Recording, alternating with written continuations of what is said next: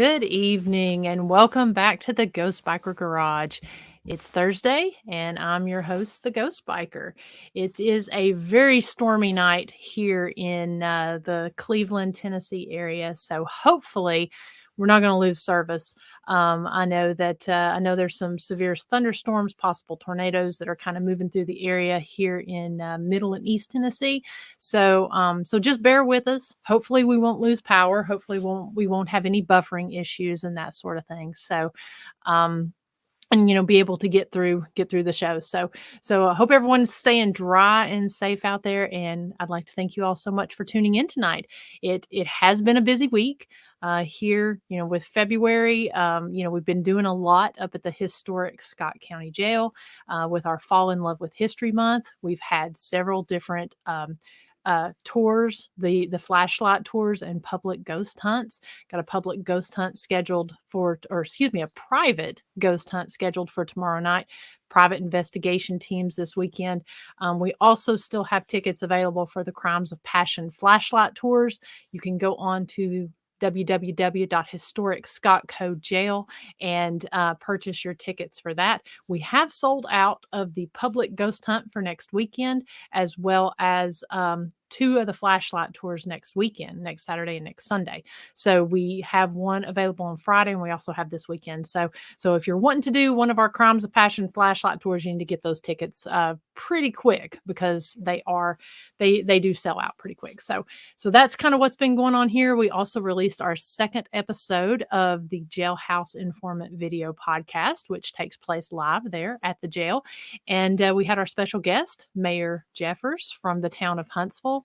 And he came on and he talked about all things, all things history, the jail, and a few of the paranormal experiences that he's actually had there in the jail himself. So if you haven't seen that episode, go on to the Historic Scott County Jail Facebook page or the Historic Scott County Jail YouTube channel, and you can check that out there.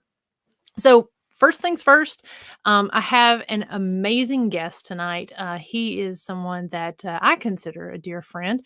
I actually got to meet him in person last year when we were both doing a Paracon out in Las Cruces, New Mexico. And so he's got a lot of great info to share tonight. But before I get to his bio, I do want to say that, this is not a live reading session. He is a psychic medium with some amazing talents, but this is not a live reading session. So, just wanted to go ahead and put that out there first of all. And so if anyone has any questions regarding what we're talking about, please put those in the comments. And if you don't mind, put those in all caps so that I make sure that I don't miss that as we're going through. And we'll get to it as we get to, to a break in our conversation. So I'm going to go ahead and read tonight's guest's bio. Brian Cantu is a career military man. He has 38 years of experience in the Air Force and Air National Guard and is about to retire from his position as the maintenance production superintendent. He lives in Albuquerque, New Mexico, and he is about to retire in March and will move his family to Arizona. In addition to being a military, he is also a psychic medium. He has been able to see both ghosts and spirits since he was a child. Brian grew up scared of what he saw and experienced, and it took him 4 decades to learn about mediumship abilities and finally realize them as a gift. Since Brian has accepted his unique abilities, he has definitely blossomed, and in more than one way. He has the skills of clairvoyance, claircognizance, clairsentience, clairempathy, psychometry, and remote viewing. Brian has been able to use his abilities to help many who have lost loved ones, and who has also been able to help on missing person cases and murder cases with great success. Brian has also written many stories and let's see. Sorry, my computer is freezing up on me. Brian has written many stories on his experiences and is also slowly but surely writing books on his paranormal life. He likes to travel to many haunted locations to document and share his experiences with others. He especially enjoys exploring locations with historical ties to the Wild West and the old school mafia. Brian offers his information to paranormal investigation teams who are able to validate his intuitive insights with responses from their ghost hunting equipment. Brian Cantu has made many friends across the globe due to their mutual love of the paranormal and has had an incredible time doing so. So I'm going to go ahead without further ado and bring on my friend Brian Cantu. Hey, Brian. Hello, Miranda. Hello, everyone. I'm extremely happy to be here. I've been on a few shows, and I haven't always been very good at public speaking, so bear with me if I tend to stumble at in a few spots. Anyway, I love the paranormal, and as Miranda was saying, I've been able to see ghosts and spirits since I was a little kid. It did not go over too well with my mother, who was a very devout Catholic, and all of this, when I would tell her anything as a child, it used to freak her out. And sometimes I would give her information that would left her a little shaken, especially being able to describe my grandfather to her father, since I was a little kid, and he had passed away 3 years before I was born. So, and I could give her details on her own father. It was a little, it wasn't very comfortable for her. And there was a lot of times in my childhood when I would start talking about something, and it would scare her. And being the devout Catholic that she was, she would pick up the holy water and start sprinkling me and start saying prayers over me. So it was to that level. So does it does anyone else in your family share these abilities or gifts? Ironically, yes, and so it tends to run on both sides. And I didn't know this until I was in my 40s when I started opening up about what I can do with my relatives on both sides of the family, and I started getting feedback from cousins all the way around that that they also had some abilities. They've had experiences, but the main one who had abilities, and none of us knew about it, was my father's father, and he had a. It was. I don't want to sound bad, but he wasn't the nicest person when we were kids. He tended to be very grumpy. We were always in the way, and he always had to have his drink. And with that, we didn't understand it until much later.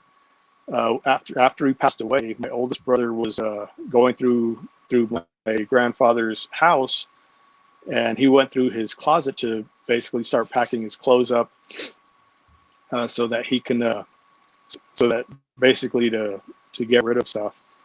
And when he took off the clothes off the bars from his closet, my brother found a bookshelf full of books that none of us knew existed.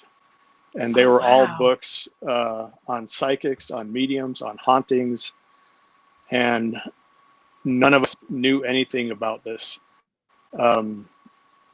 He had books by Edgar Cayce. He had a lot of information on the Warrens, and he died in 1990.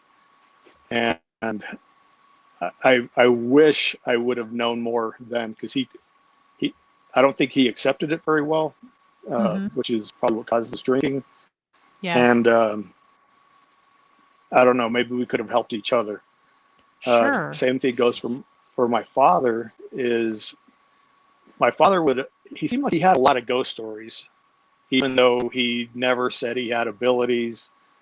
He never said that he could see them, but he tended to have stories where he had seen them. So this was, I know it runs most strongly on that side of my family. But a lot of my mom's side also, they've told me various stories. Since they were little kids, they've been able to do certain things, which I find it made me open up a lot more. It made me finally not feel like a freak, because as a little kid and growing up, I definitely did not feel normal. And I always Sure. felt like I had this deep, dark secret that I could never tell anyone. I could never talk to family. I could never talk to friends. I had a hard time even talking to my own mother, who it just was not a subject that we would broach when I was growing up. So it was Wow. very uncomfortable. So, Dr. Sumner asked, did your mom ever accept your abilities? She had already passed away by the time I Okay. finally started trying to learn more about them.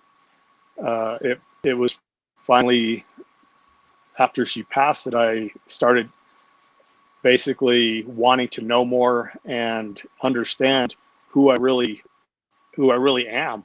Mm-hmm. Um, my first wife, I gave her, I was hoping to lean on her for some, basically for some support, and that didn't happen. I gave her information from images from that I had seen with her, and I had basically images of her own childhood. And as soon as I brought it up, all of a sudden to her, the marriage was already not going very well. But when I started telling her about her own past, she basically called me a demon, and so Wow. that did not go well.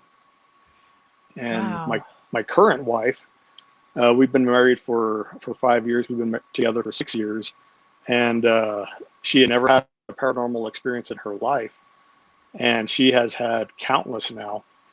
And she is such an incredible support, and she's addicted to hauntings. She's addicted to paranormal shows. She's addicted to our haunted travels. So our family vacations are basically they center around haunted places. Okay, so let's And talk a little bit those, about some of those haunted travels you've gone to and traveling with your wife. Some when you go to some of these places, first let's talk about some of them that you've been to. And do you usually pick up on things when you go to these locations? uh, actually, if we have something specific in mind, like right off the bat, a certain destination, I'll start getting visited from ghosts from that place before we ever even go. And I actually have a pretty good story from your state, Oh from yeah. uh, from Tennessee. Um, I was I had a military reunion out there in 2015, 2016, 2015, and it was there in Nashville. And so my reunion generally tends to run from a Thursday to a Sunday. But I went there several days early, and I met some of my friends from Tennessee, and they had, or she had, plans to take me different places. And so I was talking with one of my friends who's from out there originally. She uh, she's an author, and anyway, she's written a book. And then I had another friend who lives out there as well, and the three of us were talking, and I started giving him information that as soon as I made my reservations, I started getting visited by by a woman with red hair, very beautiful woman. And our plans for the trip were to go to the Thomas House Oh and yeah. also to the Bell Witch Cave. So I made this assumption that I was going to see this redheaded woman at the Thomas House. So anyway, we got out there. They picked me up in Nashville, and we started doing our little haunted trips. And we went up to the Thomas House, stayed there a couple of nights. I love that place. I love the owner. He's a great guy. Definitely feeds you so much heart attack food, which was the best. And Yep. so anyway, I right away I started uh, walking through the rooms that were open. There wasn't very many guests. I started walking through the rooms, and I started logging down everything that I was sensing.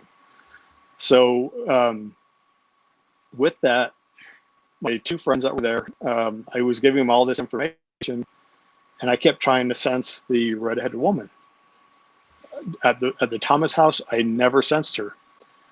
So anyway, after the Thomas house, we were going to the Bell Witch Cave. So I'm like, okay, here's another shot. Let me see what we're getting. And so we went to the Bell Witch, and I had a lot of information from there. I had a lot of imagery, but there was no redheaded woman. From there, we were going to Loretta Lynn's place. I forget the name. Oh yeah, Something Hurricane Mills. Mills. Hurricane Mills. Hurricane Mills. So anyway, we took the ghost tour there, and so as we were talking, there was a young girl who was getting the tour, and I told her who I am, what I'm able to do, and she goes, well, maybe you can help me on the tour. So I started giving her all this information in all these different rooms, and she goes, oh yeah, and then I would describe some, or I would give a description of somebody, and she would give me details on that person. And then she told me Loretta Lynn would love to meet you, but I never met her, because I didn't know until that moment that Loretta Lynn has abilities. Yes, I've heard so that. Anyway, so anyway, as we walked through, I was still looking around. Where's this redheaded woman? So when we were leaving Hurricane Mills, one of my good friends, who's also a Tennessee resident, Ronnie, I won't give his last name. He shot me a message. He goes, you should really try this place called the Walking Horse Hotel. Okay. And I forgot the name of the town that's in. So he goes, you're really close. It might be worth the stop. So it was not on our agenda to start with. Had never heard of it. Had never heard of the town that it was in. So anyway, we drive to the Walking Horse Hotel, and as soon as we get there, we check in, and I start walking through the lobby, just start looking around and enjoying them, just taking in the hotel and it's basically the ambiance. And the Walking Horse Hotel was because the owner, it was named the Walking Horse Hotel because the owner, he used to have the Tennessee walking horses. Okay. So anyway, you walk through the lobby, and then I walk down this back hall, and I walk into what was called their music room. And as soon as I turned the corner, my jaw hit the floor. There was a big photo on the wall. I believe the woman's name was Chase, or Okay. something like that. And I have all my notes, but sorry, I don't have any of my notes with me. So anyway, the beautiful redheaded woman, there was a big photograph of her on the wall, and I was pretty much speechless because this was not one of our planned stops. I called my friends. They went to the back room, and I'm like, look, and I'm like, I could barely talk, and I'm basically talking really slow. I'm like, look on the wall, the redheaded woman, and I'm just basically in shock. And so that, to me, that always shows that basically the spirits are paying attention, and the Yes. spirits they will do whatever they have to do to get you to a certain location. And that's what she did. And I thought that was one of my most amazing experiences. And this woman was the nicest lady. She had passed away right around 50 years of age, I want to say. And I believe she died of cancer. She was an incredible lady, extremely sweet. And it almost made me sad because I felt like I knew her so well. But she had passed, but she definitely was able to manipulate, I don't know, the star, so to speak, and get us there to the Walking Horse. And that was a great experience. Did you experience her anymore while you were there at the Walking Horse? I have quite a bit of notes there. I got a lot of there were some I felt a lot of the Confederate soldiers, and I felt like they were there. And I felt like they were there basically recovering from post-Civil War. So I did pick up on some of the former soldiers. So I thought that was pretty neat. Yeah. But that whole little town, I can't remember the name, but I felt the whole town had a very haunted feeling to it. So it was really neat. Great experience.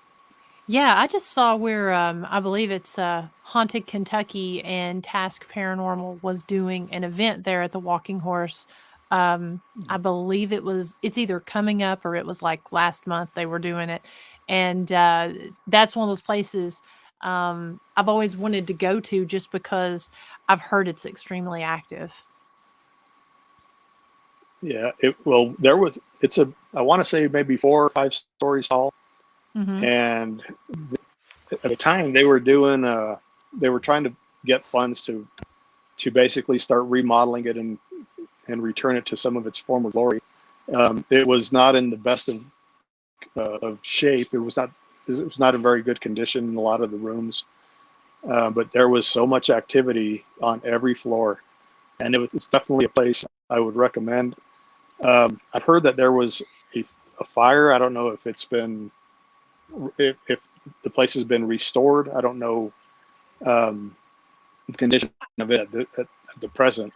I believe it has. It's located in Wartrace, Tennessee, which Yes. yeah, yeah, that whole area has got a great history to it as well. Yeah, there was an old fire department really close to it, and Hmm. that fire department really felt haunted as well. Oh wow. But So whenever you experience these type of encounters, I guess, is it is it something that's kind of hard to distinguish or that you really had to work on and grow, or was it something that it was more um, you had to it was really just a matter of just accepting it? it was more a matter of accepting it because, I mean, I know what I had been able to see since I was a child. Um, and one of a question that I tend to always get is how can I develop my abilities? And I really don't have much of an answer for that. Um, kind of the way that I started to develop is I read a book by Marianne Winkowski, it's Talking to Ghosts, and just reading through that book, that was the very first book I had ever read on ghosts and mediums, and she is basically the inspiration along with James Van Prague for the TV show The Ghost Whisperer. And Marianne, her book helped me so much. So you're talking about developing. When I was reading the book, I would read a part and I would start thinking to myself, I can do that, or I've done that. I've been able to see or do this particular thing. And then the more I kept reading, I'm like, I've done that, I've done that, I've done that. And so during that process, I just realized that basically I can't tell anybody how to develop, but I basically, the way I describe it is you're basically trying to understand yourself. You're picking out what you can already do, and a lot of abilities you may not have realized that you could do them until it's kind of in black and white in front of you when you start to read the list and the description of what are abilities. Um, so as I started to read, I started to read books by Marianne, by James Van Prague, um, by John Edward, and actually had a brief text conversation with John Edward, and Wow. he guided me in a certain way. And it's just I began to understand who I really am, and when I started to understand who I am, then everything seemed like it started to blossom. And so that's the only way I could really describe it. I don't know how to teach anybody how to be a sensitive. I just basically it's self-understanding. Gotcha. One of the things that I've always kind of wondered, because I have people who, and you even told me some things that you were able to get from some of my videos, and from some of the past investigations.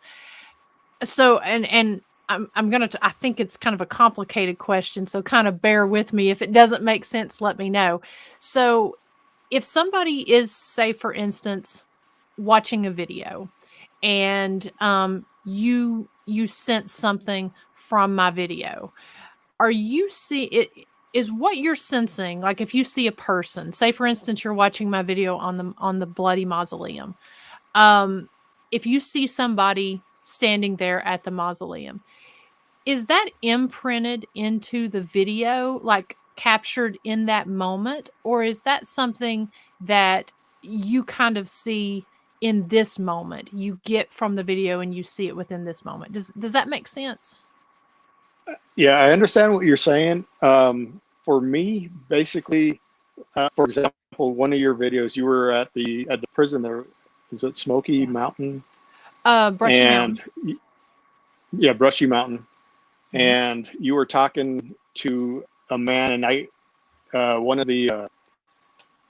you were asking him if he had abused women or something to that Mm-hmm. effect. Yes. And we were actually driving back from the Paracon that you and I were both attending in Las Cruces. Mm-hmm. And my wife I wasn't looking at the video. I was driving. My wife was playing your video, but I was listening to everything. And as we were listening to it, I was getting the images of you, basically what was around you at that moment.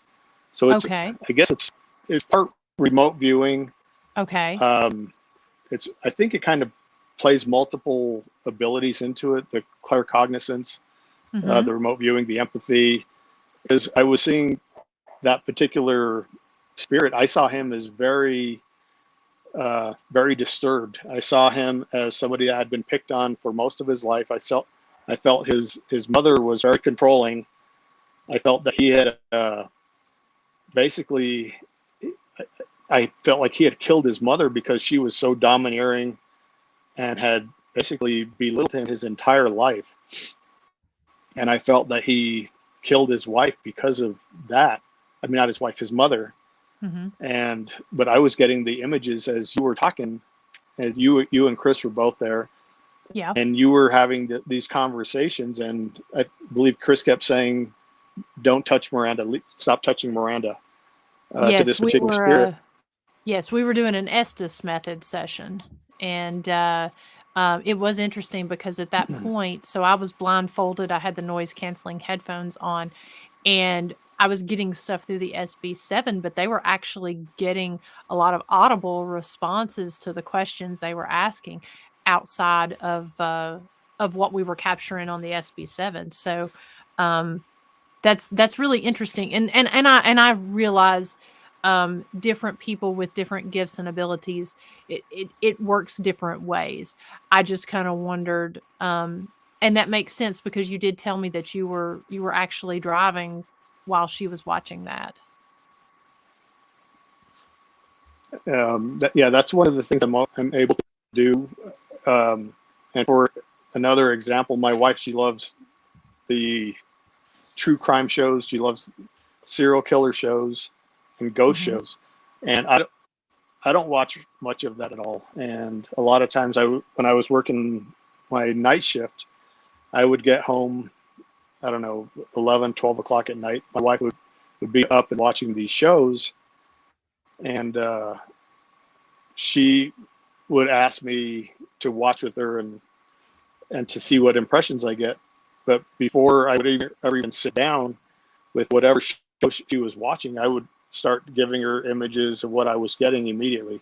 I would, if it was a crime show, I would, and the body had been missing for so long, I would give her images of what I was seeing. Like I saw a drainage ditch with a concrete mouth leading into a bigger ditch.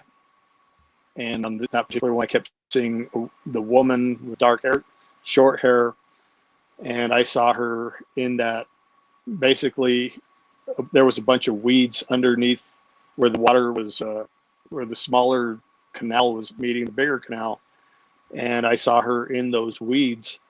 And at the end of the show, it revealed exactly what I was giving her, the exact images are what they showed on TV. Is where they found her, and I believe that particular show was the husband who had killed her, and I can't remember where. But same thing goes for the ghost shows. If she's watching a ghost show, I'll walk in and I'll tell her instantly what I'm seeing, and I'll walk back out and go grab some dinner or make something. And my wife, I could hear her getting all excited, and she starts yelling at me, honey, you were right. They found whatever, or that's your description matched. And so my wife, like I said, she's my biggest supporter, and she gets so excited when I start giving her stuff and she's able to confirm it. And for me, it's like, oh, well, no, it's no big deal. I'm hungry. I'm going to go eat. And she's just there like, so it's pretty fun. I love to make my wife happy in that sense. Yeah. I mean, I love her happiness, period, but I love to hear her excitement. And she That's is, I always a just lot gotta of fun. say, getting to meet her in person, she just has such a wonderful personality, and her support for you and what you do, it radiates and it shows. And so she's just a beautiful person, and I love to hear Thank you. that you've found someone so supportive. Got a couple questions here, and then I want to go in a little bit more into the missing person, like you mentioned. Okay. But first, a couple questions here. Dr. Sumner said, for example, she said, do you see the same thing if you were to watch the video over and over? Is it an imprint on the video? I'm not sure. I think because a lot of times, like when I've watched a show, which I haven't really watched shows in years, Yeah. when I was trying to understand who I was or trying to basically learn more about me, Mhm. I was watching pretty much all the shows that were coming out. And if I would watch something and I'd get whatever from that particular show, if I'd watch it again, I'd often get that plus some. So Okay. it's not the same thing every show. I could get a lot from watching it multiple times. And that makes sense. And like I said, I feel like because people do things differently. I know some people see things in photos and see things, on video, and I think other times people are, I don't know how to explain it. They see it differently. Like I guess it triggers something, I guess, that you're told something. Would that be a way to, I know it's probably hard to explain, really. Well, I think there's always triggers. I mean, if I watch a show, or one of the things that I tend to get is people. I'll get friends that are they'll send me a picture and they're like, "What do you get from this picture?" And a lot of times I kind of feel taken advantage of by those closest to me, Yeah. because I will find out after that they're dating this person, or they're about to date this person, and they want to know Oh, everything they can. And they're I don't like pimping you doing that. out. That's kind of what I feel like, calling the ghost pimp. And I actually have a good friend in Georgia who was stationed with me overseas, and that's what she called me. That's her nickname for me, is Ghost Pimp. I So love it. she's the only one who's allowed to call me that. My friend Cindy Funk. Oh, we've got another question But here yeah, from Anna. Oh, go ahead. Go ahead. okay. Well, I was just going to say, Cindy was the very first person that I helped after a reunion in Montgomery, Alabama. I was able to give her some information on her sister who had passed away in a car wreck.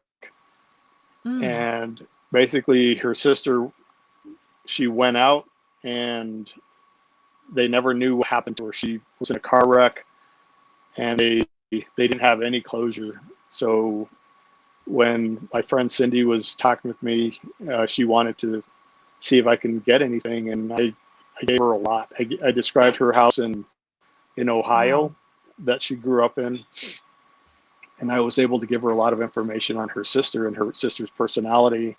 And one thing that I really freaked her out, I said, I keep seeing these rodents around, and I forget who it was. It's been so long. I need to get my mind refreshed. I can better write that story.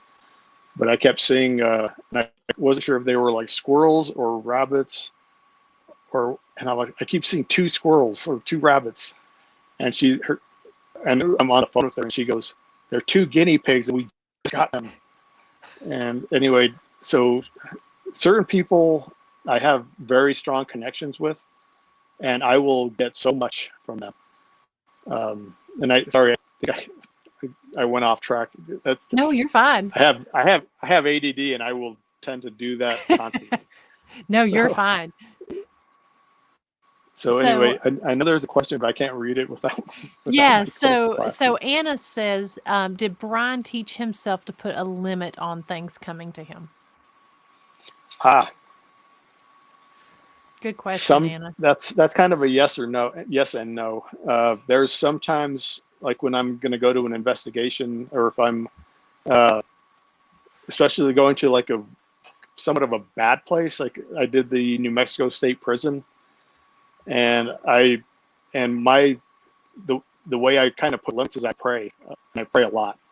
Mm-hmm. And so like going to the prison, I prayed for our safety. I prayed not to get bombarded. Um, and anyway, we went to the prison, and I was completely fine. There's other times when I will go to some place where I'm not expecting anything, and all of a sudden I will be bombarded. And if I get bombarded, I can't do anything.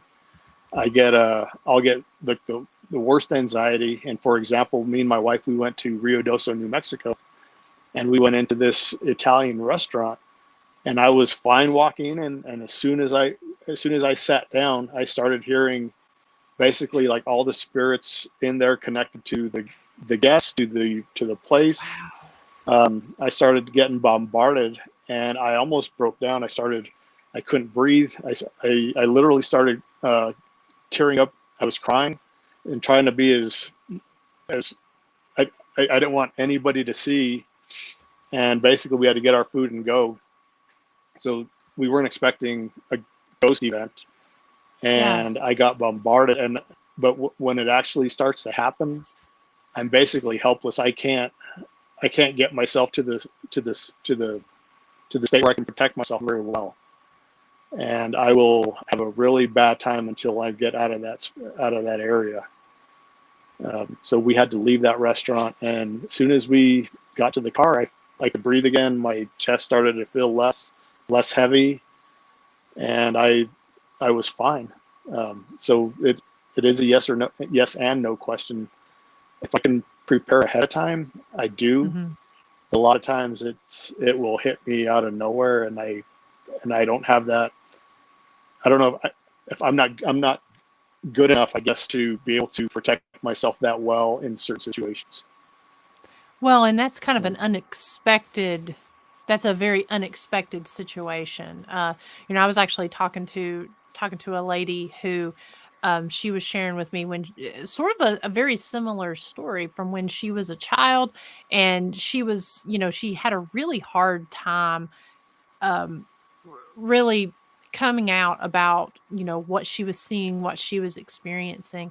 And she told me a story about going to the grocery store, and when she went in, she was seeing, it was very crowded that day, but it was extremely crowded because she was seeing people with she was seeing people alive and past. And she didn't know how to control that, and she was talking about it very similar to what you said, just the influx of emotions and what she was seeing. She said it was like an anxiety attack on steroids. Just she had to leave the situation just because she couldn't control it. She knew what she was seeing, and she was able to distinguish the differences, but she was just seeing and experiencing so much. And for a child, I could only imagine just how scary that would have to be. well, as a child, I would have some very emotional places that we would go to. My parents loved history, and we would always travel to historical places. Um, we we went to different battlefields when I was growing up. They took me to like the Alamo. They took me to places in the South where there was slavery, and I I would tell my parents stuff, and it was really, I didn't get any support on that. But there's times where the anxiety will just hit, and it's not necessarily even at a certain location.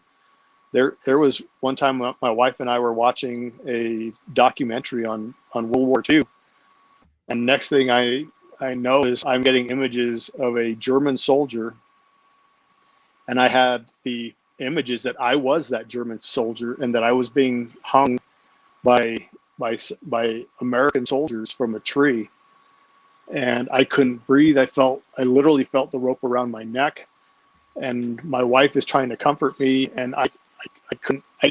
I wanted to cry. I couldn't cry. I wanted, basically, I couldn't do anything. I felt like I was being pulled backwards, and that anxiety. When I finally basically got through that moment, I was a disaster for a while. I couldn't breathe. I had a little breakdown, and my wife has seen this more times than I want to say, more times than I want to admit. It's not easy being an empath when you have certain episodes that affect you in a very horrible manner. And being hung as a German soldier was definitely one of them. Another place that triggered that, probably one of my worst episodes, was being stationed overseas. I went to Omaha Beach, and I didn't understand empathy back then. I was 20, 21 years old. Omaha Beach was a disaster for me.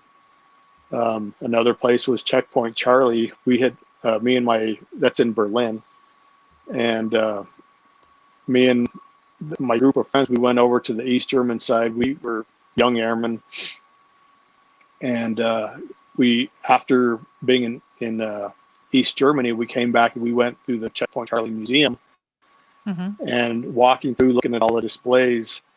There was a kind of a storyboard of an 18-year-old kid by the name of Peter, and he had been an East German citizen, and he was trying to get to the West by jumping over the Berlin Wall.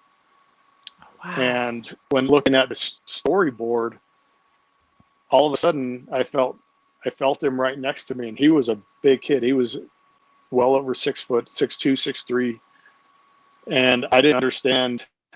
As I said, I didn't understand empathy back then very well. And going through historical places, I tend to read pretty much everything my friends had already basically gone through. And I'm looking at the storyboard, and my friends are calling me, are you coming? And I go, yeah, just give me a moment. And I was having the hardest time. I felt on my own body like I had been shot. And I was crying, and I was trying not to let my friends see me crying. I was like trying to look the opposite way and trying to compose myself, which I wasn't very good at. But these episodes just hit, and I'm better at dealing with it now than I was then, because I understand it better now, but I did not understand it at all as a young child or teenager or in my 20s. I didn't understand it, and it could really leave a not so pleasant imprint on me. Sure. So, so let's talk a little bit about your military service there. First of all, thank you for your service. That's amazing long career, 38 years there. Have you been able to help some of the different folks there in the military with your abilities? I've been able to help quite a few. That has been one of the most exciting things for me. In 2009, we went from an independent Air National Guard unit here in New Mexico, and we integrated with the 58th maintenance group, which is the active duty. They're the active duty part of the base, and I was still trying to understand. And I went from the section I worked in with the Air National Guard, and I got put in the active duty section. And so I got to know a lot of the younger airmen, younger NCOs pretty well. And I was at that's when I was still trying to figure stuff out. And there was a couple of airmen. One he's native, Gerard, great guy, Gerard Quam. Shout out to him. And he was a great friend, and I went to him to basically ask him he's a native Native American from here in Mexico, and I was basically asking him if there was somebody from the reservation that could help me to understand. And I started telling him what I could do, and he goes, "Oh, you're a seer." That's the first time I'd ever heard that term before. And that's the term I actually prefer over like psychic or medium or anything. I'm a seer. Mm-hmm. So he started telling me about certain people in his life who were seers. And then he goes, "Is there anyone around me?" And I started telling him about a really small statured native woman. And I was seeing her, I was describing what she looked like. I said, she's wearing a pink blanket. And he goes, "Oh, that's not a blanket. That's her shawl." And he goes, and I have that. And as I described it, it was what he had at his house that his grandmother had left him. So it was like an instant connection. Me and Gerard, we don't talk that often, but he's still a brother to me. There was another airman in there who I used to hear him talk to other airmen how he had all these ghost experiences, and that has seen ghosts plenty of times. So I was waiting for a moment, basically, kind of somewhat to ambush him in a sense, to basically to talk to him about it. So there was one day when he's a very outgoing guy, and he's like all over the shop, and he was always talking to everybody. And so there was one day when he was sitting at the computers by himself. So I went and sat down next to him, and I didn't know him very well at the time. He didn't know me very well. Our shops had just integrated, and I started asking him. I go, so you've seen ghosts? And I think he was expecting kind of a sarcastic response from me. And he goes, kind of looks at me, and he goes, "Yeah, I've had experiences." And so I told him I've been able to see ghosts all my life. And then I proceeded to ask him who was this woman around him that I kept seeing. And then I started describing her, and his jaw dropped. And he goes, "That's my Mima. That's my grandma." Oh. And he got like just completely freaked out. And then I said, and then he was going to get up, and I grabbed him by the wrist, and I said, "No, I'm not done."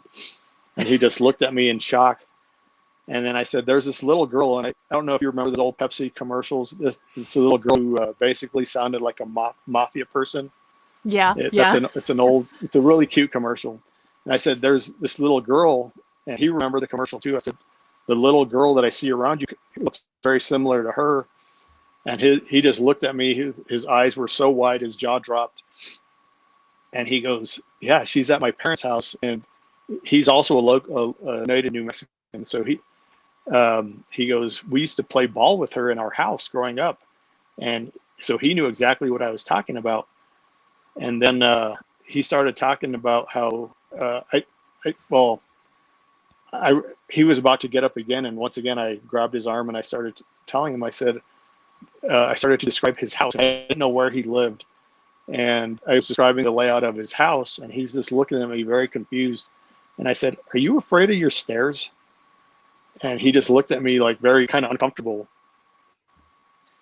And he goes, "Yeah, my stairs creep me out." He goes, "And I hate to admit this, but when I'm at the bottom of my stairs, I like have to like psych myself out, and then I run up the stairs. Same way coming down." And I said, "Well, there's a woman in your house," and I kept seeing her.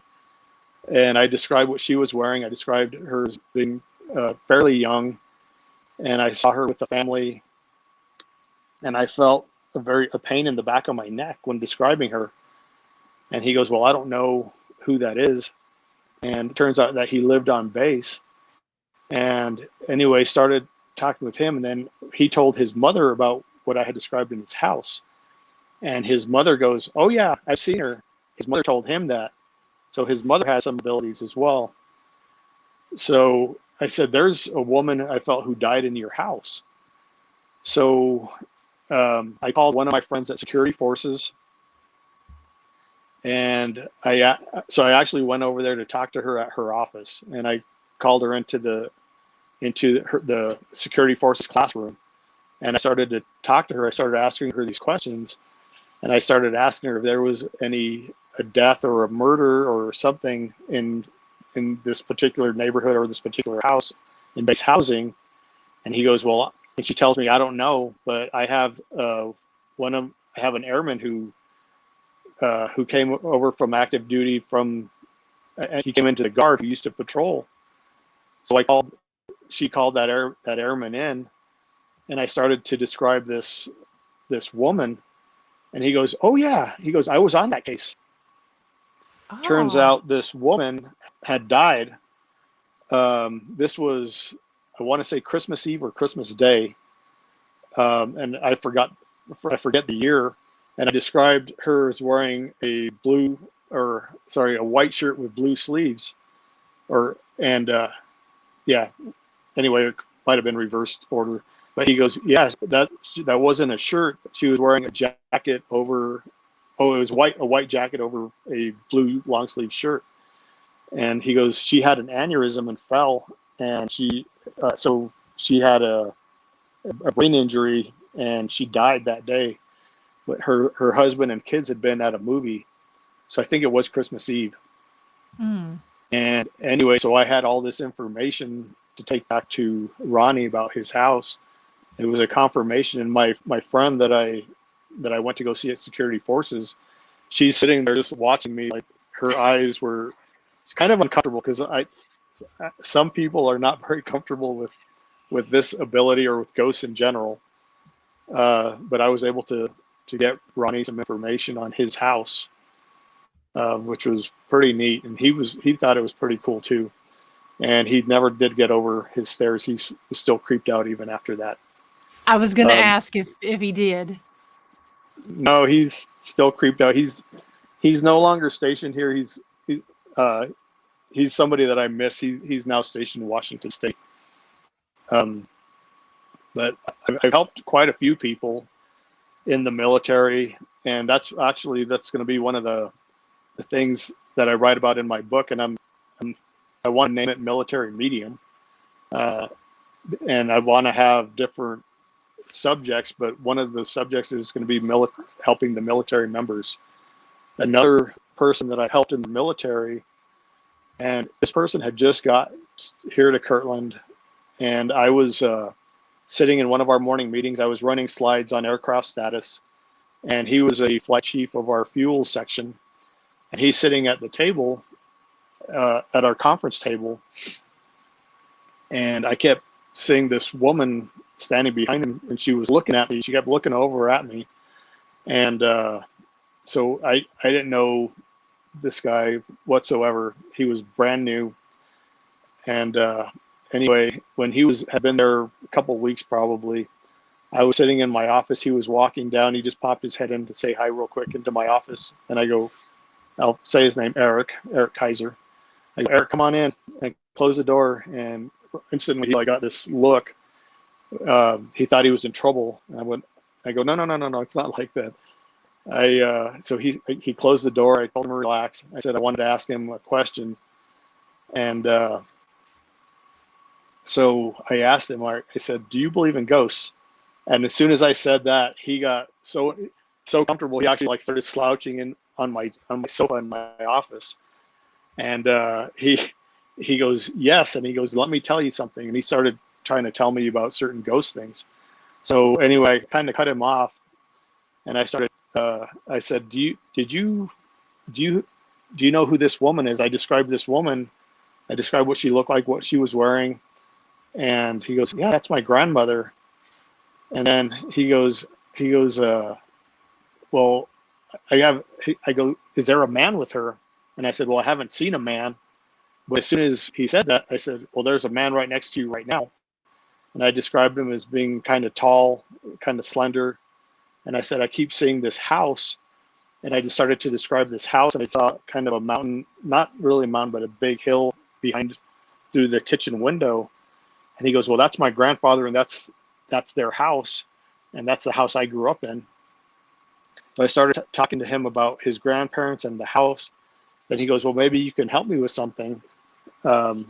We lost, when my grandfather passed, there was an heirloom that we have not been able to find.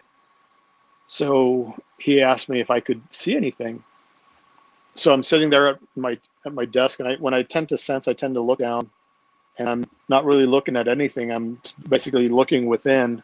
Mm-hmm. And I started to describe the layout of his house. I described how there was stairs right at the entryway going upstairs, and I was seeing and hearing the wooden steps as you walked up the steps. And I went up into I kept sensing the attic, and I described underneath this certain window with a certain view. Out that window, I said there was a floorboard, and I said underneath that floorboard, I'm seeing this little file box, a metal box. And he like looked at me like just shocked. He goes, "That's what we're looking for." And I won't say what's in it, but it's something very precious and something very expensive. Mm-hmm. So he now knows where it's at. Oh, And nice. anyway, so what he started telling me next freaked me out. He goes, "Let me tell you something about this dream. I had this dream, my brother had this dream, and my mother had this dream. They all had the same identical dream. And it was of his grandfather, his mother's father. And he said his grandfather in this dream said, there's somebody that's going to come along and be able to explain everything to you. And he'll be able to explain where everything is." And the thing that freaked me out was when he told me this dream that 3 people had. They had it 3 years before he ever even met me. Wow. So that left me it left me in shock. Yeah. And me and Eric were extremely close to this day. But he's had a few stories. There was another time he came into my office, and he had been on leave, and it was kind of a funny story. And he goes, you know what, every time I turn on my fan, I keep hearing voices.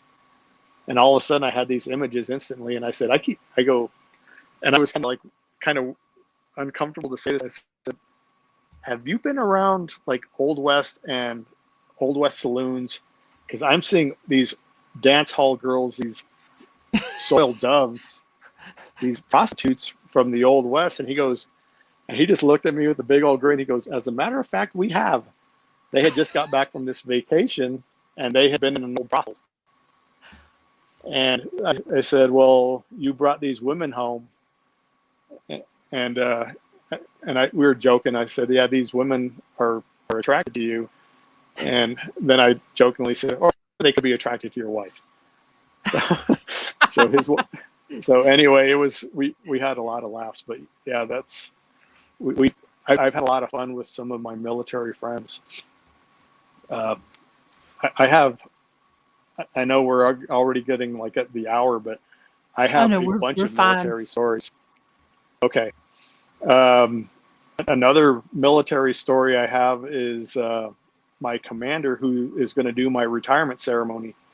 She's a big fan of the ghost stories, and she actually tells various people about me. She's told our incoming chiefs, you got to go see Sergeant Cantu, go see the senior, and ask him about his abilities.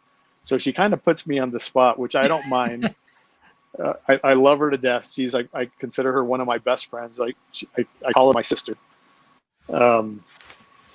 So anyway, she went up, she and another one of her friends, they went up to Santa Fe and they went to go have lunch in this haunted hotel. And anyway, I had a text. I said, or she said, she goes, we're eating in this restaurant, and you know, like the tourist brochures that you'll see in these racks. Mm-hmm. She said they started coming out of the stand, just like one by one started coming out. And she and her friend were both staring at these brochures on the floor. And she goes, I got to call Sergeant Cantu.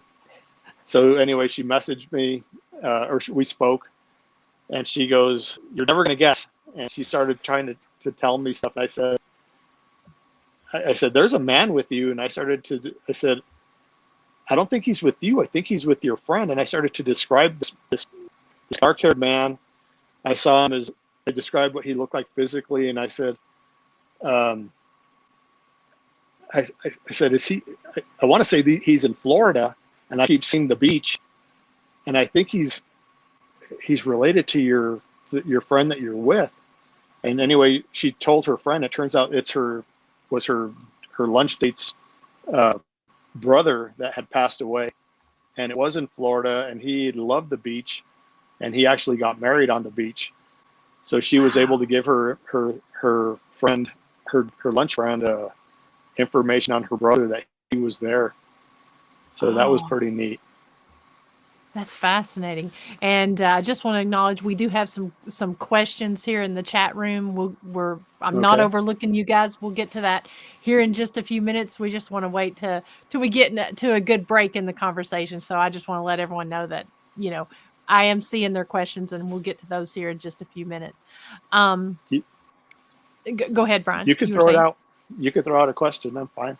Okay. All right. Let's see here. Let me skip back there because there's been a few. So Vicky Norris asks, she said, when you see spirits, are they in color or black and white? They're in color. To my knowledge, to my memory, I don't think I've ever seen a black and white spirit. Okay. And even I know you get a lot of questions on shadow people, like people without abilities or some with abilities. They'll see a shadow person. Often I will see a shadow person, the dark figure, but once I kind of sense the figure, I can see who they actually are, and I see them in color. Okay. Okay. Great question. And she also says, I have a new house and I accidentally caught a glimpse of someone Christmas Eve night. I would love to know who that was. Is Brian able to see his own relatives that have passed away? I am. I've seen my mother, I don't know how many times. That one always hurts. I mean, I love my mother. She died she died far too young. And anyway, when I was having a lot of problems with my first marriage, I kept seeing my mother quite a bit, and a lot of times it was my dogs that would alert me to her. My mom was a huge animal person, and a lot of times when I would watch TV, I could my dogs they'd get my attention. My dog would be staring and wagging its tail. Had a German Shepherd that was very sensitive, and when I would sense my mom, and every time I would have. I know a lot of people wish that they could see their loved ones, but for me, it's unless you can physically hug them and feel them, it's really hard because like, when somebody loses a loved one, you can get a certain level of closure. When I see my mom or my father, I haven't seen my father very much. I've seen my mother quite a bit. It's basically you have a wound that doesn't heal. It hurts every time. It's like I love it, and it hurts. It hurts every single time, and it's like the pain doesn't go away. It kind of refreshes the pain, And and that it's that very makes a hard. lot of sense. Yeah. And so let's see here. And like I said, we're not this is not a reading show, so we're not Right. taking any personal readings or anything like that on tonight's show. So just want to throw that out there as well. So you mentioned helping folks in the military. Have you ever worked with police on any missing people cases? Um, I wouldn't say not so much police. There was a case in back to your home state. There was a little boy that went missing. I want to say maybe 4 years ago, 5 years ago. Noah Chamberlain. I don't know if you know that name. Yeah. Yeah. There was me and my son. This was sometime in the winter. I can't remember when. That's another story I need to try to remember in order to write. Me and my son were coming out of a movie about probably 9 o'clock at night, and somebody I have a paranormal group on Facebook called The Paranormal Life, and somebody had asked for help from a psychic medium in there to help find this little boy. And so several of my admin had met. My phone basically blew up as soon as I turned it back on after the movie, and they were asking, "Can you help find this little boy?" So I went home and I went to my bedroom and I started trying to sense, and I could see a little boy. I could see him curled up, and I didn't see any signs of life. And this would have been the third or fourth day after he had been missing. And I didn't know anything about the backstory. I saw it turned out to be his grandmother, and I saw a sister. And with that, one of my friends who had been asking me to help, she used to live here. She now lives in Texas, by the name of Shelly, and she asked me if I could help. So I started feeding her all the information. She is the one who did reach out to law enforcement there in Pinson, and she started feeding them information. And at first they weren't taking it serious. But then when I started giving information on the layout of the roads, I was seeing kind of a Forest Service looking sign with the fire warning, stuff like that. I was seeing the layout. I was seeing where a camp had been set up for searchers, and I kind of I got oriented by where the moon was that night. I popped my head out the door to see where the moon was, and I basically drew an orientation map, which I sent to Shelly, which she ended up sending to whomever. It was a deputy she was talking to, and basically she was feeding him the information. And I had a few people that were my admin that were also trying to reach out to that search crew, and I know some of them were successful. And when they finally found him, it was, I want to say, the 6th or 7th day after he'd been missing. They found him, and they found him basically right where my map said he was. And wow. And it's a good thing they found him that day, because there was a heavy snowstorm that night, which he would have been covered and not found for longer. Yeah. But he pretty much died of exposure. I remember that case, actually. Yeah. So I fed information. There was another case also in your state, Holly Bobo. Yes. Sorry, my cat just scared me when he jumped up behind me. It's all right. I have my 2 dogs off to my side here, two of my 6. Anyway, I have a good friend who's also from Tennessee. Her name is Jennifer. I won't give her last name. She was asking if I had any insight into that case. And anyway, she was friends with one of the detectives on that case, and I want to say the lead detective. So I started giving her what my images were, and I was seeing brothers. I was seeing a very redneck looking group, and that's the best way to describe it. I started giving that information. I saw a house. I saw an old white truck, and I saw what looked like an old Challenger that looked kind of like the General Lee.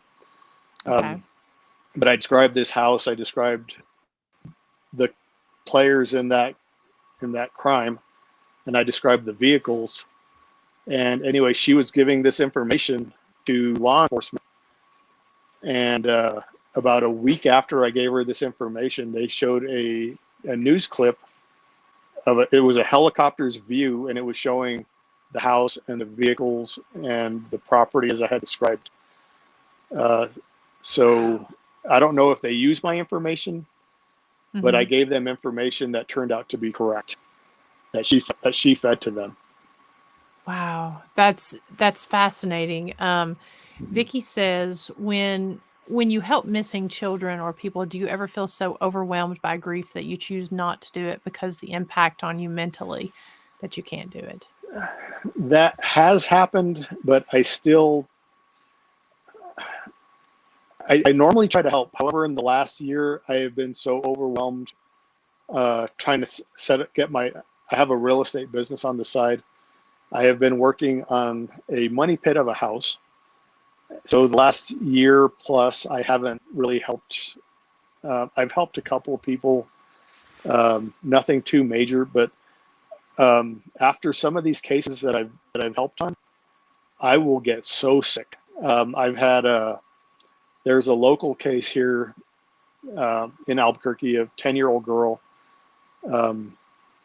I was actually working the flight line. I was walking off the flight line with one of my coworkers, and when just all it took was the headline that popped up, and about a 10-year-old little girl that had been. I'll just say it was a horrific crime, and she was. They started to cut her up, and I had all the information. I had an overwhelming amount of information and imagery. My friend that I was working with, he went to lunch. I was walking back to my office. The anxiety had already hit me in my chest. I was struggling to not break down. I was about ready to cry. My anxiety was like off the chart. And I walked by my captain's office. She's another person I've helped, who's very well aware of my abilities. Her name is Stevie. And anyway, she's trying to ask me, what's wrong? And she followed me to my office, and I held my hand up. She's asking me questions, and I couldn't really talk. I just put my hand up, and I'm like trying to compose myself somewhat. And I put my phone on the table.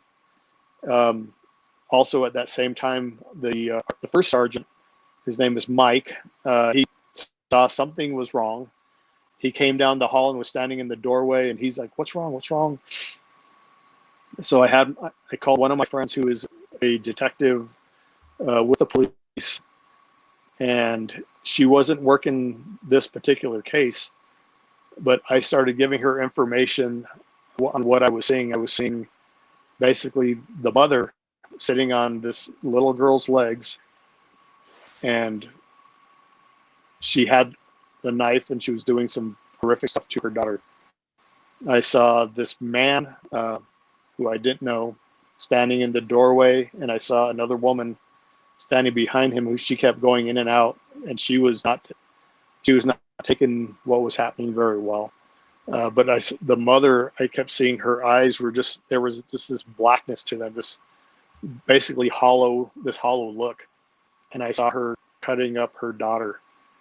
And I don't even think a lot of this information has been released, but I saw the mother cutting up the stomach of her daughter. And there was something specific that she carved, which I won't say because I think it's still part of the case. Mm-hmm.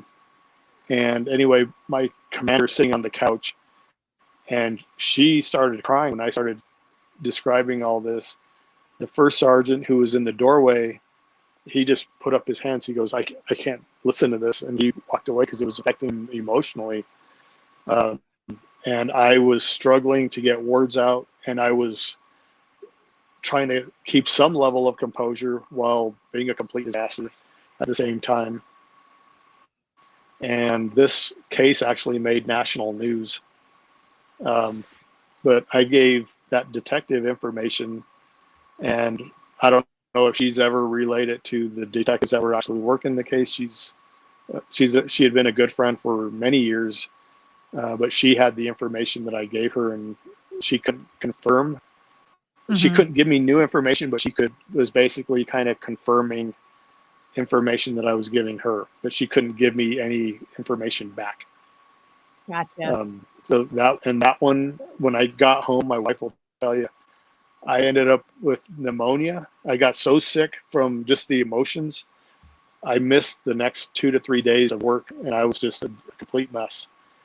Same way with the Noah Chamberlain case. I got really sick after that release, and I stayed home for a couple of days, and I kind of not, you don't just feel the sickness, but you have this complete depression as well. And I just felt completely depressed and emotional, and it would have not been good for me to go to work. And I felt completely sick. There's times when I have actually had a temperature from getting sick from helping on these certain cases. Wow. Wow. So, you had mentioned, you mentioned some your remodeling and future projects and stuff like that. Let's talk a little bit about. You've got some pretty big things planned for the future here with your retirement and some really cool things you're working on out west there. Can you talk a little bit about some of that? I can. All right. So, sorry, I have to put my phone back on the charger, so it's not going to be as stable as I hold it. One of the I love the state of New Mexico. I love the beauty. I love the culture. I am not a big fan of certain aspects. Uh, I don't like that it's been closed since early 2020. It's not a very business friendly state. So anyway, we are going to be moving to Arizona, and in Arizona we already have. I plan to open up a paranormal related business. As you Nice. saw, I have a little paranormal store that I Yep. need to. I'm going to make that a full-time business. And Nice. my paranormal store with shirts, hats, cups, etc. I've only done shows the last about 3 years, paranormal events, paracons, and I sell my items at those places. But now I'm looking to make it a full-time business out in Arizona, and I'm targeting haunted places in Arizona. I want to basically build something that I can duplicate, something I can set up a system with, and basically create this business to have, besides doing real estate. I Hmm. want to have my paranormal theme business. I would like to open it up in Tombstone. Uh, Loving the Old West, loving Old West history. I think me and Tombstone would go great together. Um, Plus, I have a lot of friends out there in the paranormal world. A lot of investigators in the Phoenix area, Tucson area, that I'm really good friends with, and I have a growing number of supporters who want to help. I would like to set up something like what we're doing here. I would like Hmm. to set up a podcast that I could host at certain intervals and talk ghosts. I want to give other people a forum where they can tell their ghost stories.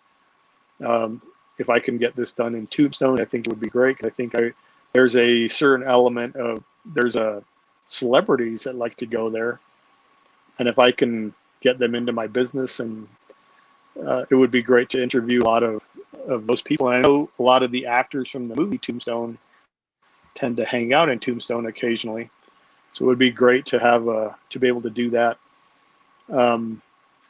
Also, you spoke early on about my fascination with the mafia. Yes. I've studied the mafia since I was stationed in Sicily back in 1985, and I follow some of the former mafia podcasts, which I find completely fascinating. I had a mentor who was an FBI agent, who I absolutely adored. He's a man that I completely respect. He passed away back in the 90s. His name was William F. Romer. Incredible man, incredible stories. And he had retired at Tucson, and this was somebody that I could talk to for hours.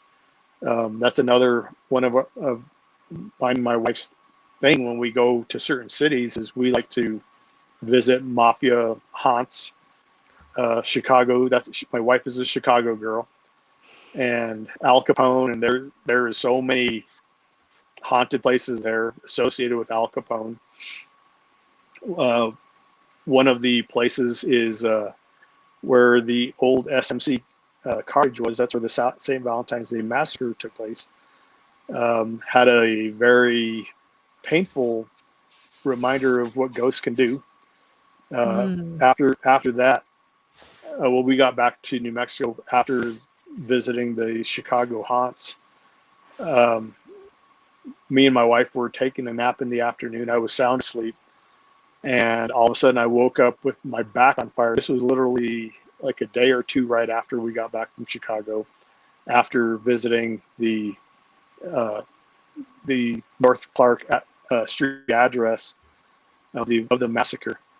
I Wow. had an incident where I woke up with it. It felt like my back was on fire. It was in so much pain, and I sat up, and it was a cold, wintry day, and our house was a little cold. And I woke up and I just started sweating profusely. And my wife is asking me, "Is it you or is it paranormal?" And just having the intense pain on my back, I kind of snapped at her a little bit. I said, "It's me. Mhm. What do you think?" And she's like, "Okay, okay." And anyway, I was in pain. I was like literally writhing in pain, and I had this kind of silent scream. And then she goes, "Honey, is it you or is it paranormal?" And I got annoyed again. And then she goes, "Honey, look at the dog." And there was the dog that was laying on the bed right by my feet, he was up on all fours, and he was growling at our bedroom door. And then when my wife finally got me to pay attention, I realized that there was a man standing right next to me, another Wow. one a few feet away, and then another man with the German Shepherd by our door. And this spirit on the side of me, and I know which one it was. His name is Peter Gusenberg. He had actually lived past the massacre. He died that night at the hospital. Police were trying to question him, and he would not. His code of silence was strong. He would not say who killed him. But anyway, he's standing on the side of the bed, and he goes, "You wanted to know, now you know." To this day, I have no idea what that means. It has Wow. confused me the whole time. And as soon as he said it, they turned around, started walking away, and they faded within a few steps. And my dog laid down on the bed and went back to sleep. And me and my wife were looking at each other, both of us kind of just in this kind of dead silence, just kind of what just happened. And it's something that kind of traumatized me. But anyway, I completely got off the subject. No, Anyway, that's fascinating. And that leads me to this question. Is it hard to distinguish between what's physical and what's paranormal? I would say in an empathy sense, yes. Like if somebody gets stabbed, or if they've had like a uh, blunt force trauma, and a lot of times when I feel that, I it takes me a while to be able to distinguish if I'm having a medical Mhm. issue or if there's something that actually, or it's a paranormal event and I'm getting the residual empathy from it. So and that is basically, that's kind of the where I kind of have a hard time distinguishing. But as far as if it's a ghost or a living person, no, I can always tell a ghost from a person. Gotcha.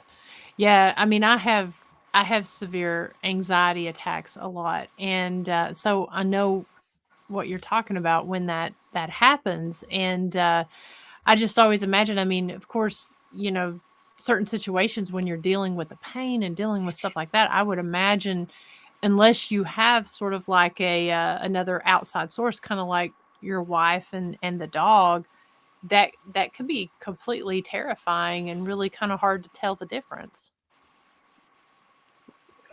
That is the absolute truth. And a lot of times, my wife, I praise my wife. My wife is never have any of these episodes, one of these attacks. My wife is right Mhm. there, and even if she's at work, she will call me and she will kind of talk me down off that proverbial ledge, because there's times when it will mess me up really bad. And my wife and actually pets too, the pets will come around me. Like they know when something's wrong, and the pets will lay at my feet, lay on my lap. And petting the pets actually helps me calm down. And kind of shake the anxiety off. Pets are amazing. Animals are. I've had this connection to animals since I was a little kid. They were any sort of traumatic event. They were what brought me peace. They were what brought me calm.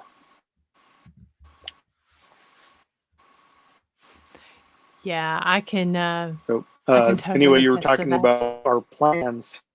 Oh, go. No, go ahead. You'd froze you were for talking just about a second there. getting back to our plans. Yeah, it froze on this end too. Yes, anyway, go we ahead. want to move to the Tucson area, and there are so many haunts out there. Tombstone is one of the most incredible places. Me and my wife have both had some pretty fun. Well, one event wasn't so fun. My wife didn't like it at all. We were staying at this place called the Bordello Bed and Breakfast in Tombstone, and our baby, I want to say this was like in March or something, and she was born in September, so she was just pretty much a newborn. She was she was struggling. This particular night, we'd already gone to bed, and the baby was having fit after fit after fit, and there was, in this Bordello Bed and Breakfast, there was a lot of activity that I was picking up on. And anyway, we had a pretty interesting experience. My wife was miserable. I was up with the baby, walking around. Oops, I don't want to shake the phone. I was rocking the baby and holding the baby, trying to comfort her. And anyway, during this episode, my wife was saying, "Hun, I'm having fun. Morning, when it's daylight, I just want to go home." And she kept repeating that. And I'm like, "Hun, we still have more days here. Let me try to just comfort the baby." And anyway, I got the baby calm. I put the baby back to bed. And then literally at 4 a.m, it was 4 o'clock straight up. My wife had her phone on the dresser. It was far from her. It was at the foot of the bed. She didn't have the phone next to her. It started playing the Banana Boat song, the song from Beetlejuice, "Daylight Come and I Want to Go Home." And I started laughing uncontrollably. My wife didn't find it quite as amusing as I did. But I was like, "Honey, aren't you getting it? Those are your words.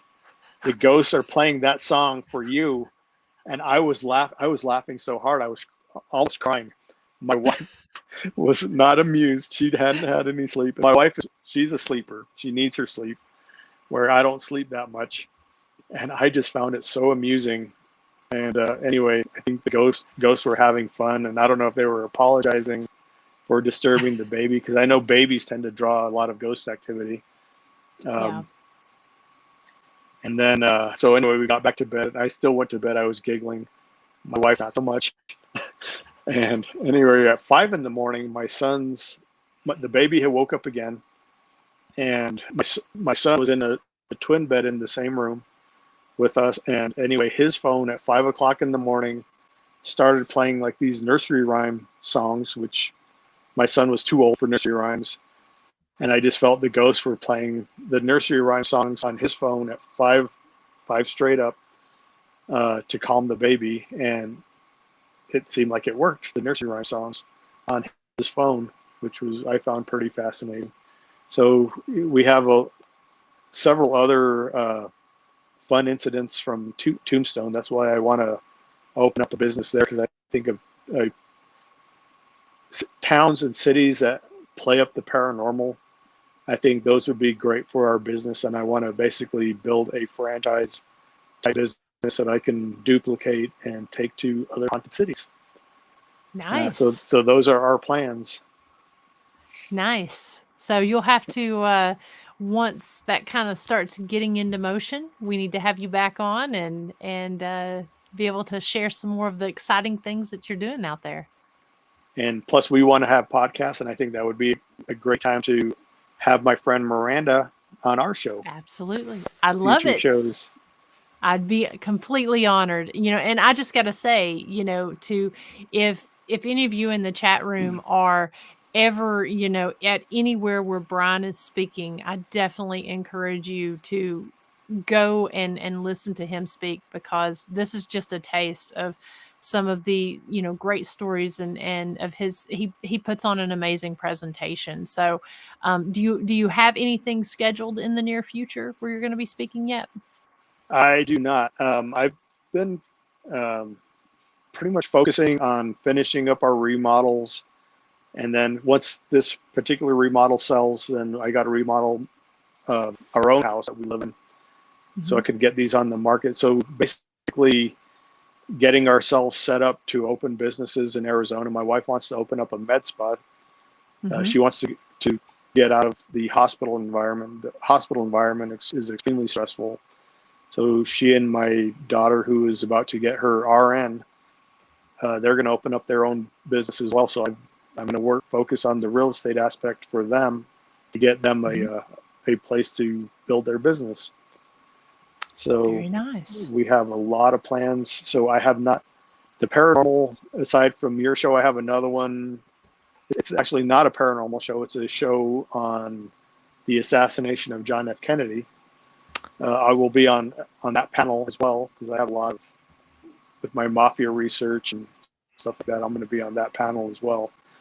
But I have kind of avoided the paranormal environment, aside from the house that I'm remodeling as well, because that house is extremely haunted. It has a history that I sensed pretty much when my realtor walked me through it the first time, that has proven true. And so the group, I have a group that I'm really closely associated with here in Albuquerque. They've kind of held the training classes in my house.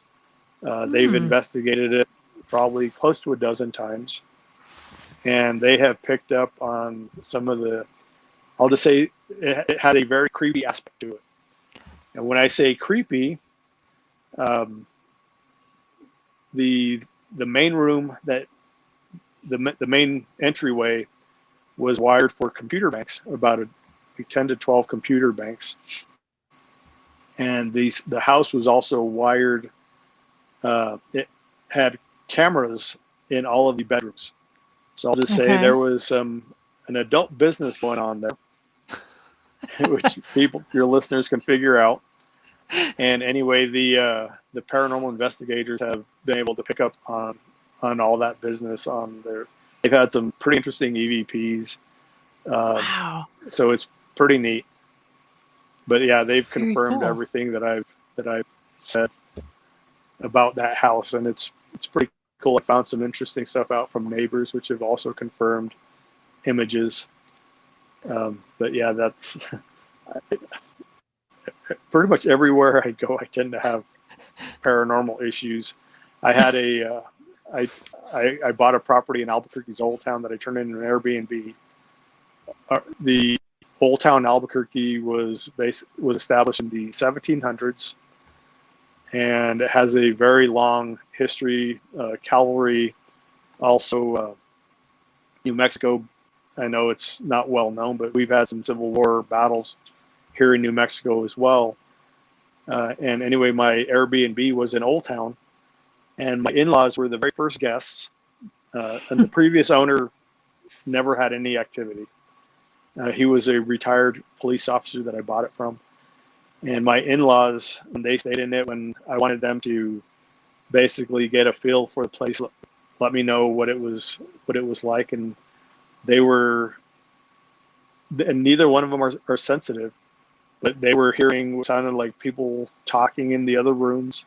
They were also getting sounded like they said, my mother-in-law told me that it sounded like they were running on the roof. There was nobody up there.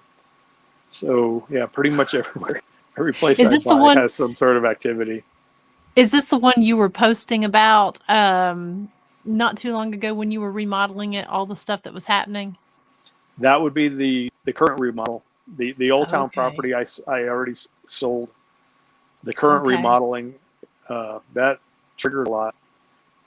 It's the creepiness is, it doesn't matter how much you remodel, there's still a small aspect that you can still sense of creepiness.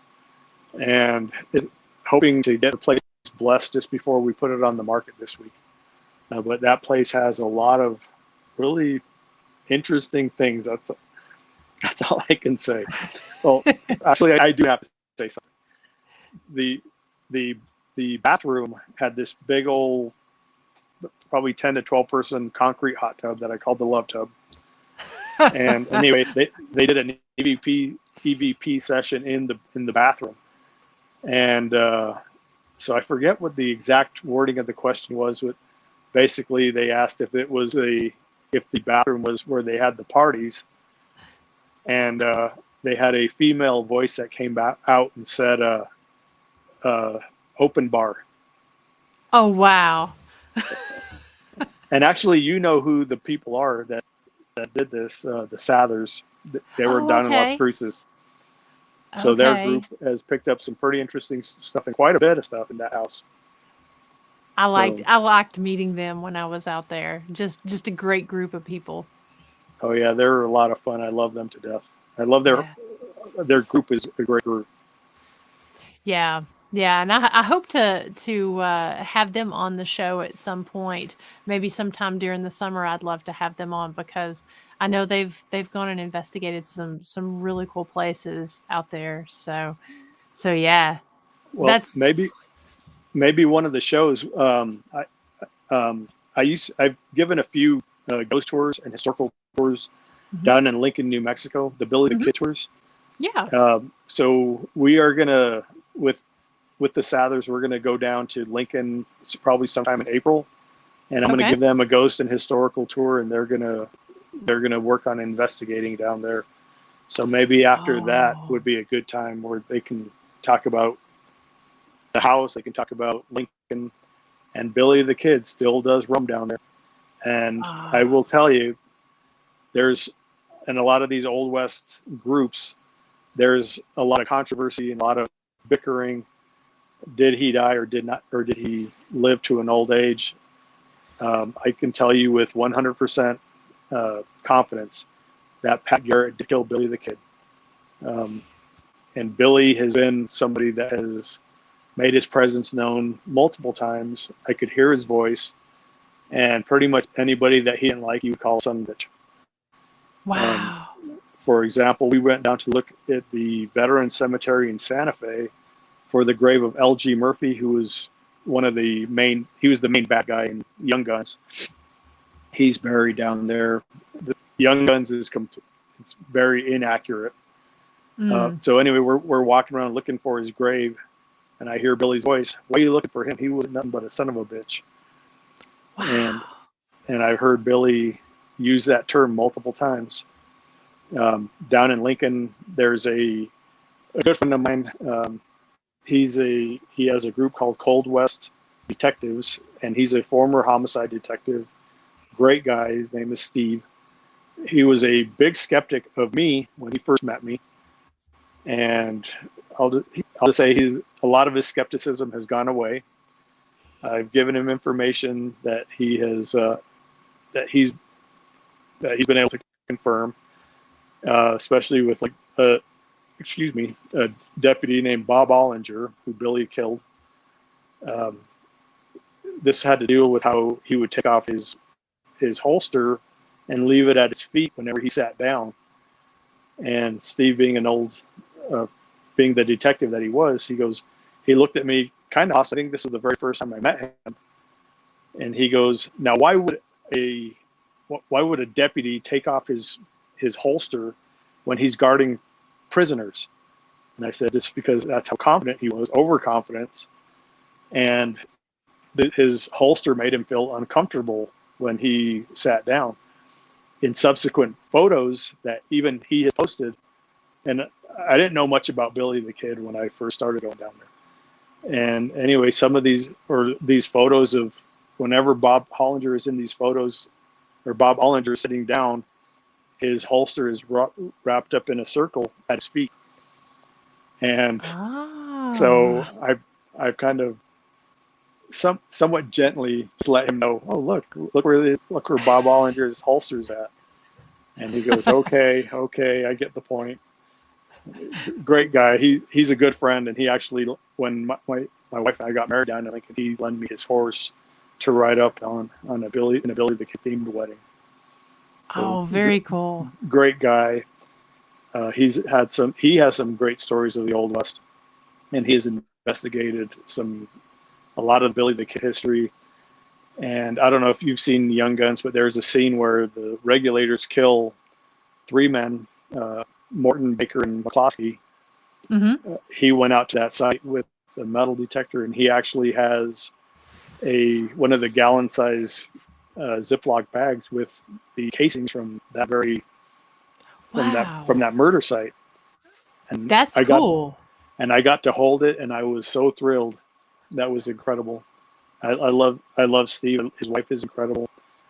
Great friend. I would do anything for them. Yeah, I'll have to see about getting him on as well. Because I love hearing about the different hauntings in the different areas because, Yeah. you guys out there out west have so many cool stories that are so different from what we have here back east. And Janet says, and Janet is, she lives out in Arizona now. And she says, having been to Boot Hill and Tombstone, I've always had the impression it was a tourist trap. Do you think it's a real cemetery or fake? Real, very real. Yeah, that place I know is real. I know I've heard that same argument. And yeah, Tombstone may be a little bit of a tourist trap, but I think for the most part, it's pretty accurate. Especially like I can walk around and I can sense stuff. I have tried so hard to be able to see Doc Holliday and Wyatt Earp, zero success. Mm. One of the ones I was able to pick up on, which I put on Facebook. Wyatt Earp's brother Virgil, when he got shot, where his arm was disabled. I heard the name Indio, and there was a guy. I forget his name. I want to say Indian Charlie, Okay. and I believe if it's something like that. I got to learn more about Tombstone. I know a lot about it. I've read a few books, but I need to really pack on the knowledge because I want to go there and I want to be able to investigate. I want to host events there. I want to be able to draw a lot of the paranormal people there. One of the things that is kind of sad is when we used to go before the pandemic, we'd go to Tombstone and the place was packed. We went shortly after the pandemic, and it was a ghost town, a literal ghost town as far as lack of people. And Wow. the last couple of times we've gone, we've seen a steady increase in people. But I know it's the tourists are going to come back, especially because Arizona's been an open state. But I want to host events, and I want to do a lot of stuff to draw. I want to be able to help draw more tourists to Tombstone than it would normally get. I want to help the locals build up their livelihood. I want to also, just like you and Chris are doing, restoring a building, restoring the jail.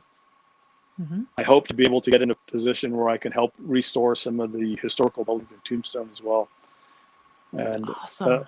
also Old Tucson, that's the movie studio on the west side of Tombstone, or of Tucson. It's been closed since the pandemic started. They're trying to find investors, and I want to, hopefully I can do something to make an impact to help draw people back to Old Tucson as well. That's where over 400 movies have been filmed, including Tombstone. It's a great place. I went there back in 1985, and I was just mesmerized by the old movie set. John Wayne has been out. He's filmed so many movies out there. A lot of the old time movie stars, and I know Old Tucson is haunted as well.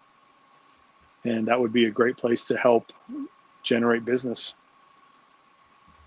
Yeah. Wow.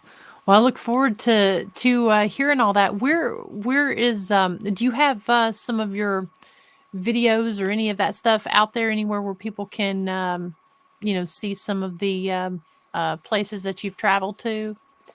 I don't have any videos. That's a plan. Is we would like to basically set up a podcast once we get out there. I have Okay. friends that are in Tucson. They have their own paranormal shows, and they do podcasts. And they've one of the guys has already volunteered to help me to kind of get started. And I'm Okay. looking forward to that. There's some great paranormal people out in Tucson. They are some great people that, and actually you might have met them. They were there in Las Cruces as well. I believe I met some folks from Tucson. I'm pretty sure. I don't remember the names right off. I hate to say it, but I don't either. I'm horrible with names. But they're the ones who had the paranormal equipment, and Oh, yes. they actually would like to sell it in my business as well, which I've already told them I would love to. Yeah, and are they the ones that do? 'Cause I believe I was on their show not too long ago. Because didn't they do some broadcasting there uh from Las Cruces? I believe they did. I know. I remember there was a guy named Keith, and Yes. I Yes. can't remember the other ones. Yeah. So yeah, I those are the remember same them. people. Yeah, very, very wonderful people. I did their show just before lose my sound there. Just before the before the convention. I did one of their shows. Okay, Did we I lose just lost sound my here? phone. Well, I think on that note, we're probably going to go ahead and wrap things up here pretty soon. Brian, thank you so much for taking the Okay, time to. I apologize. I have, as I told you before, I have technical difficulties. You're fine. I'm surprised we haven't had any out here with all the storms. Um, but thank you so much for taking the time to come on and share your stories with us tonight. I could probably talk to you for another 4 hours.